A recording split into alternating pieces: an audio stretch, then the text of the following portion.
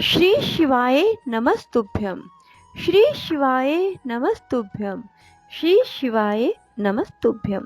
राधे राधे मेरे प्यारे भाइयों बहनों माताओं व बंधुओं, संस्कार की बातें चैनल में आपका स्वागत है। बंधुओं, आज श्रावण मास में मैं आपको सुनाने जा रही हूँ शिव महापुराण की कथा। बंधुओं, शिव महापुराण की कथा में मैं आपको शिव नाम जप, भस्म धारण की महिमा, त्रिपुंड के देवता और स्थान का प्रतिपादन बताने जा रही हूँ। बंधुओं, जो कोई भी श्रावण मास में शिव महापुराण की कथा को सुनते हैं, भगवान भोले उनकी सभी इच्छाएं पूरी करते हैं। उन्हें जीवन में पूर्ण सुख, शांति और उनके घर में समृद्धि का स्थायी वास रहता है और उन्हें समृद्धि की प्राप्ति होती है।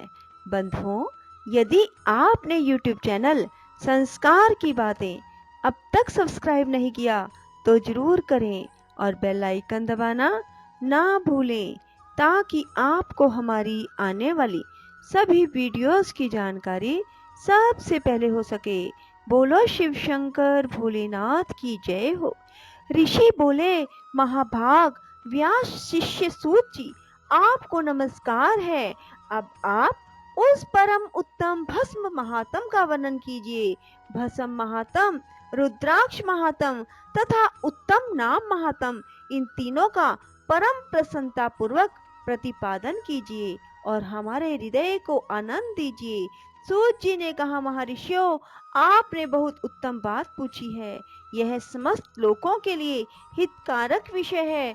जो लोग भगवान शिव की उपासना करते हैं वे धन्य हैं, कृतार्थ हैं, उनका देह धारण सफल है, उनके समस्त कुल का उद्धार हो गया। जिनके मुख में भगवान शिव का नाम है, जो अपने मुख से सदाशिव और शिव इत्यादि नामों का उच्चारण करते रहते हैं, पाप उनका उसी तरह स्पर्श नहीं करते जैसे खदिर वृक्ष के अंगार को छूने का साहस कोई भी प्राणी नहीं कर सकता। हे श्री शिव, आपको नमस्कार है। श्री शिवाय नमस्तुभ्यम। ऐसी बात जब मुंह से निकलती है तब वह मुख समस्त पापों का विनाश करने वाला पावन तीर्थ बन जाता है। जो मनुष्य प्रसन्नता पूर्वक उस मुख का दर्शन करता है, उसे निश्चय ही तीर्थ सेवन जनित फल प्राप्त होता है। ब्राह्मणों, शिव का नाम, विभूति, भस्म तथा रुद्राक्ष, ये तीनों त्रिवेणी के समान परम पुण्य में माने गए हैं। जहाँ ये तीनों शुभतर वस्तुएं सर्वदा रहती हैं, उनके दर्शन मात्र से मनुष्य त्रिवेणी स्नान का फल पा लेता है। भगवान शिव का नाम गंगा है, विभूति यमुना मानी गई है तथा रुद्राक्ष को सरस्वती कहा गया है। इन तीनों की संयुक्त त्रिवेणी समस्त पापों का नाश करने वाली है।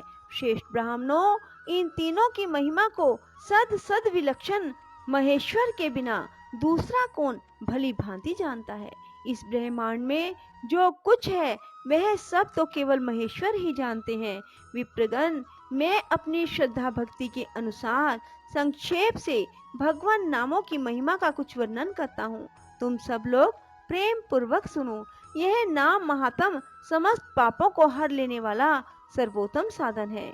शिव इस नाम रूपी दावानल से महान पातक रूपी पर्वत अनायास से भस्म हो जाता है। यह सत्य है, सत्य है, इसमें संशय नहीं है।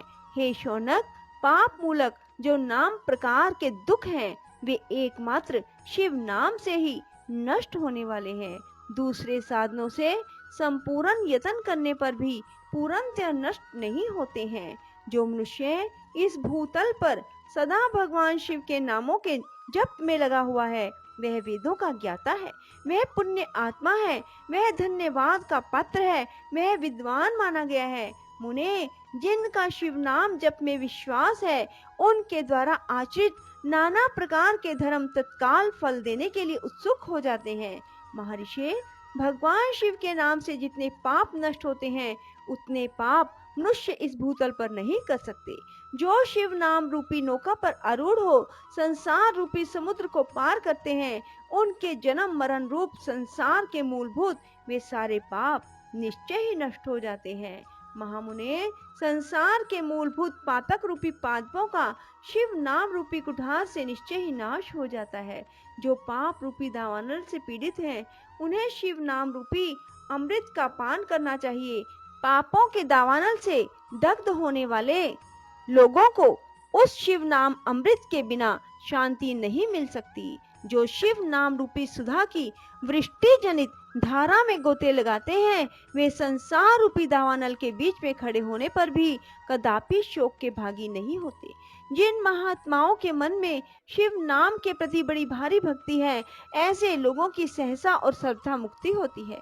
मुनीश्वर, जिसने अनेक जन्मों तक तपस्या की है, उसी की शिव नाम के प्रति भक्ति होती है, जो समस्त पापों का नाश करने वाली है। जिसके मन में भगवान शिव के नाम के प्रति कभी खंडित ना होने वाली असाधारण भक्ति प्रकट हुई है, उसी के लिए मोक्ष सुलभ है। यह मेरा मत है। जो अनेक पाप करके भी भगवान शिव के नाम जप में आदर पूर्वक लग गया है, वह समस्त पापों से मुक्त हो जाता है, इसमें संशय नहीं है। जैसे वन में दावानल से दग्ध हुए वृक्ष भस्म हो जाते हैं, उसी प्रकार शिव नाम रूपी दावानल से दग्ध होकर उस समय तक के सारे पाप भस्म हो जाते हैं। शौनक, जिनके अंग नित्य भस्म लगाने से पवित्र हो गए हैं तथा जो शिव नाम जप का आदर करने लगे हैं, वह घोर संसार सागर को भी पार कर लेता है। संपूर्ण वेदों का अवलोकन करके पूर्ववर्ती महर्षियों ने यही निश्चित किया कि भगवान शिव के नाम का जप संसार सागर को पार करने के लिए सर्वोत्तम उपाय है। मुनिवरों, अधिक कहने से क्या लाभ। मैं शिव नाम के सर्व पापहारी महात्म का एक ही श्लोक में वर्णन करता हूँ। भगवान शंकर के एक नाम में भी पाप हरण की जितनी शक्ति है, उतना पातक मनुष्य कभी कर ही नहीं सकता। मुने, पूर्व काल में महापापी राजा इंद्रद्युम्न ने शिव नाम के प्रभाव से ही उत्तम सद्गति प्राप्त की थी। इसी तरह कोई ब्राह्मणी युवती भी जो बहुत पाप कर चुकी थी, शिव नाम के प्रभाव से ही उत्तम गति को प्राप्त हुई। द्विजवरों, इस प्रकार मैंने तुमसे भगवान नाम के उत्तम महात्म का वर्णन किया। अब तुम भस्म का महात्म सुनो, जो समस्त पावन वस्तुओं को भी पावन करने वाला है। महर्षियों, भस्म संपूर्ण मंगलों को देने वाला और उत्तम है। इसके दो भेद बताए गए हैं, उन भेदों का वर्णन करता हूँ, सावधान होकर सुनो। एक को महाभस्म जानना चाहिए, दूसरे को स्वल्प भस्म। महाभस्म के अनेक भेद हैं। वे 3 प्रकार का कहा गया है, श्रोत, स्मार्त और लौकिक। स्वल्प भस्म के भी बहुत से भेदों का वर्णन है। श्रोत और स्मार्त भस्म को केवल द्विजों के ही उपयोग में आने के योग्य कहा गया है। तीसरा जो लौकिक भस्म है, वह अन्य सब लोगों के भी उपयोग में आ सकता है। श्रेष्ठ महर्षियों ने बताया है कि द्विजों को वैदिक मंत्र के उच्चारण पूर्वक भस्म धारण करना चाहिए। दूसरे लोगों के लिए बिना मंत्र के ही केवल धारण करने का विधान है। जले हुए गोबर से प्रकट होने वाला भस्म आग्नेय कहलाता है। महामुने, वह भी त्रिपुण का द्रव्य है, ऐसा कहा गया है। अग्निहोत्र से उत्पन्न हुए भस्म का मनीषी पुरुषों को संग्रह करना चाहिए। अन्य यज्ञ से प्रकट हुआ भस्म भी त्रिपुण धारण करने के काम आ सकता है। जाबालोपनिषद में आए हुए अग्नि इत्यादि 7 मंत्रों द्वारा जल मिश्रित भस्म से धूलन, विभिन्न अंगों में मर्दन या लेपन करना चाहिए। महर्षि जाबाली ने सभी वर्णों और आश्रमों के लिए मंत्र से या बिना मंत्र के भी आदर पूर्वक भस्म से त्रिपुंड लगाने की आवश्यकता बताई है। समस्त अंगों में सजल भस्म को मलना अथवा विभिन्न अंगों में तिरछा त्रिपुंड लगाना, इन कार्यों को मोक्षार्थी पुरुष प्रमाद से भी न छोड़ें, ऐसा श्रुति का आदेश है। भगवान शिव और विष्णु ने भी तिर्यक त्रिपुंड धारण किए हैं। अन्य देवियों सहित भगवती उमा और लक्ष्मी देवी ने वाणी द्वारा इनकी प्रशंसा की है। ब्राह्मणों, क्षत्रियों, वैश्यों, शूद्रों, वर्ण शंकरों तथा जाति भ्रष्ट पुरुषों ने भी उद्भूलन एवं त्रिपुंड के रूप में भस्म धारण किया है। इसके बाद भस्म धारण तथा त्रिपुंड की महिमा विधि बताकर सूत जी ने फिर कहा, महर्षियों, इस प्रकार मैंने संक्षेप से त्रिपुंड का महात्म बताया है। यह समस्त प्राणियों के लिए गोपनीय रहस्य है, तुम्हें भी इसे गुप्त रखना चाहिए। ललाट आदि सभी निर्दिष्ट स्थानों में जो भस्म से 3 तिरछी रेखाएं बनाई जाती हैं, उन्हीं को विद्वानों ने त्रिपुंड कहा है। भौहों के मध्य भाग से लेकर जहाँ तक भौं का अंत है, उतना बड़ा त्रिपुंड ललाट में धारण करना चाहिए। मध्यमा और अनामिका उंगली से 2 रेखाएं करके बीच में अंगुष्ठ द्वारा प्रतिलोम भाव से की गई रेखा त्रिपुंड कहलाती है। अथवा बीच की 3 उंगलियों से भस्म लेकर यतन पूर्वक भक्ति भाव से ललाट में त्रिपुंड धारण करें। त्रिपुंड अत्यंत उत्तम तथा भोग और मोक्ष को देने वाला है। त्रिपुंड की 3 रेखाओं में से प्रत्येक के 9 देवता हैं, जो सभी अंगों में स्थित हैं। मैं उनका परिचय देता हूँ, सावधान होकर सुनो। मुनिवरों, प्रणव का प्रथम आहार आकार, ग्रहापत्य, अग्नि, पृथ्वी, धर्म, रजोगुण, ऋग्वेद, क्रिया शक्ति, प्रातः सेवन और महादेव, ये त्रिपुंड की प्रथम रेखा के 9 देवता हैं।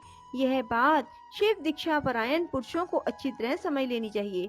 प्रणव का दूसरा अक्षर उकार, दक्षिण अग्नि आकाश, सत्वगुण यजुर्वेद, मध्य दिनस्वन इच्छा शक्ति, अंतर आत्मा महेश्वर, ये दूसरी रेखा के 9 देवता हैं।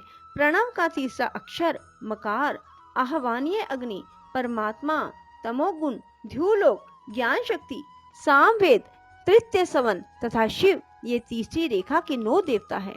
इस प्रकार स्थान देवताओं को उत्तम भक्ति भाव से नित्य नमस्कार करके स्नान आदि से शुद्ध हुआ पुरुष यदि त्रिपुंड धारण करे तो भोग और मोक्ष को भी प्राप्त कर लेता है। मुनीश्वरों, ये संपूर्ण अंगों में स्थान देवता बताए गए हैं। अब उनके संबंधी स्थान बताता हूँ, भक्ति पूर्वक सुनो। 32, 16, 8 अथवा 5 स्थानों में त्रिपुंड का न्यास करे।